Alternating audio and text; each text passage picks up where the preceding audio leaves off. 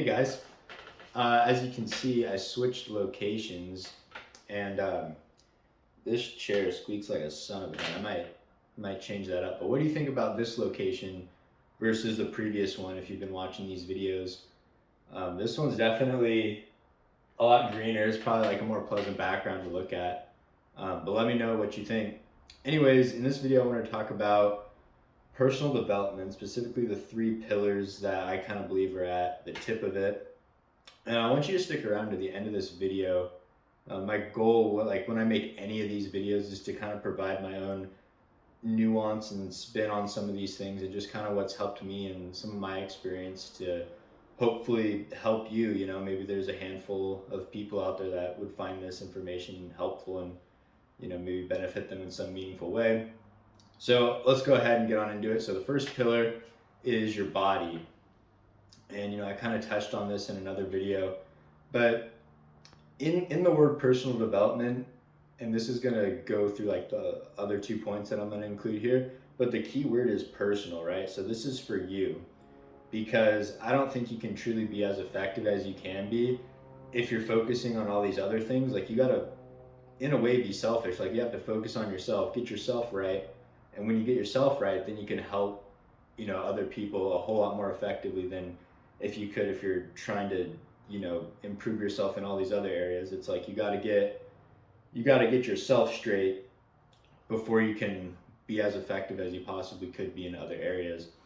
And so, going back to that first point, is you got to get your body right. So I made a video about this, working out. If you're not working out already, you need to get in the gym, because there's just something about that correlation between the resistance, overcoming a resistance, like with your body and with your mind, and having that connection there. When you work out, you just feel better, and because you feel better, you make better decisions. Like, oh, instead of eating a cinnamon roll for breakfast, I'm going to have a green shake or something like that. And because you're feeling better, you can make better decisions, and you're just a better person. Like, I know most of the people that I know that work out, like, typically in a good mood. Working out is just one of those domino compound effect things that affect all the other areas in your life, because it's just like that connection between your mind and body, and overcoming those resistances, that it just makes you better overall. And like, if something hard comes your way, like, you can go at that with the same approach of like lifting weights, and just this idea of overcoming these resistances, whether it's with your body or in life with like other things that come up. I think that's just incredibly valuable. So if you're not in the gym already, build your body. You don't have to be like a total gym rat. You just need to do some sort of resistance training to have that mind body connection, to where you feel good about yourself, right? You can like look in the mirror and be like, damn, okay, like I look kind of good. And that's for you, right? It's your own personal how you feel about yourself, because you're only comparing yourself to who you were yesterday, right? So yeah, so get in the gym if you haven't already. Second point is going to be your mind. So this is kind of deep, but like a lot of like how you are as an adult later on, a lot of that stuff is formed in your early years. Shoot, I'd say like probably from the ages of 5 to 12. Like, those are very formative years. Anything that happens then is going to shape a lot of how you are as an adult later on in life. Like, big things are, trauma, or, certain sayings. I'll kind of touch into that a little more.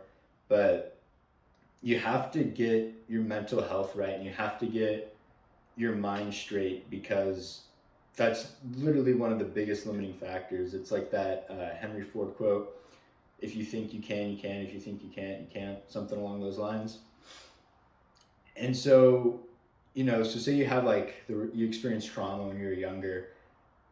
It's very much in your benefit to work through that, even though it could be extremely difficult to work through that and overcome that, to where you don't have these conscious or subconscious blockages in your life that prevent you from becoming the best version of yourself that you can be. Another thing are like sayings, what I was talking about earlier. So just like common tropes of like, oh, rich people are rude, you know, you're never going to be able to make a lot of money. Like, no, you're never going to become a millionaire. Um, Money's the root of all evil. Things like that. And a lot of the people that say that, like, they don't really have bad intentions most of the time. It's just kind of passed down the lineage of, your parents or older people around you. And a lot of it is just the social conditioning of how you grow up, where you grow up. And it's like, okay, you could say that, but here's example A, B, C, D, E, F, G, a million examples of other people that have become successful and things like that. And so you have to get rid of those limiting beliefs because they're only going to hold you back.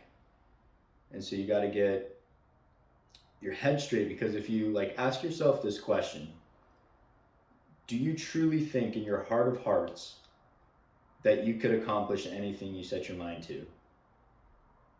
Like, really think of it. Really think about that, because if you can overcome that, if you can think that you can accomplish anything you can put your mind to, like, the sky's the limit, right? And so this kind of goes into my next part of the third pillar being money.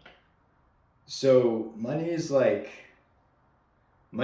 oil in an engine, right? It's important, and it just makes life easier, right? It lubricates, the gears and the crankshaft and all that, and it makes it run smoother, right? Your life's going to be a whole lot smoother if you have more money to be able to overcome things. And having more money isn't about like Gucci belt, Lamborghini. Like, money is, oh, car broke down, okay, cash, here's a new one. Oh, kid wants to go to college, oh, done, paid for. Like, these little inconveniences that come up in life, if you have the money to just jump those hurdles with ease, it's so much easier. Like, in the car example, right? Car breaks down, you're gonna need a new one. Okay, I can't afford a car, so what do I gotta do? Okay, I gotta take the bus. Okay, well, I gotta go grocery shopping, and so I gotta take the groceries on the bus, and then I gotta pick this person up, but maybe I won't be able to do that, and then I got work to go at this time, so now I gotta coordinate the bus schedules, and it just gets more complicated. Whereas if you're able to accumulate money over time, and there's a whole lot of things, like there's side hustles, just how you spend your money, like budgeting, just in general. Like, I know I've spent my money on just stupid stuff, and that's like a big part of it. And investing's a part of it, saving's a part of it. Um, I'll probably make like more videos on that kind of stuff, going more in depth on my thoughts on that. But just having that financial security in life is just going to make your life so much easier. And so when you combine all those things together, you've built the body, you've built the mind, you've built the bank account. You can literally do anything. Like, your mind can accomplish anything you set it to, your body can accomplish anything within like human bounds of like what a human can do. And then if you have the money, you can do anything you want essentially with it. And that's just so powerful. And I'm sure like once you get to that point, like, you kind of just like made it. Like, you kind of won the game of life at that point.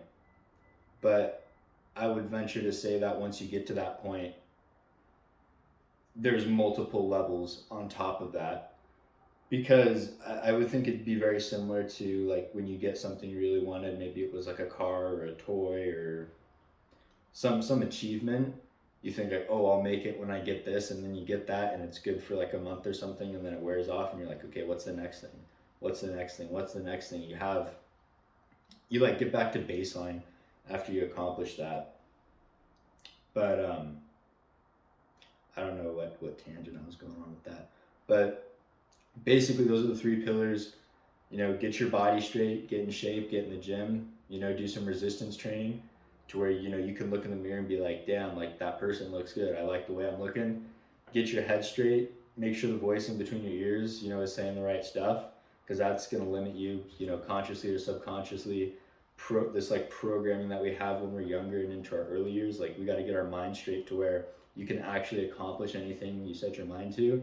And then the third thing is being finances and money, being able to manage, save, and invest your money to where when things come up, you can pay for them. Like, money is not a constant worry, and you're not in like a mode of scarcity constantly around money. So that you have the money in life to be able to do what you want when you want and not experience those inconveniences. I think that's gonna do it for this video, guys. If you like this new position where I'm filming, let me know. I think it's probably more visually appealing. There's a lot of greenery and stuff going on.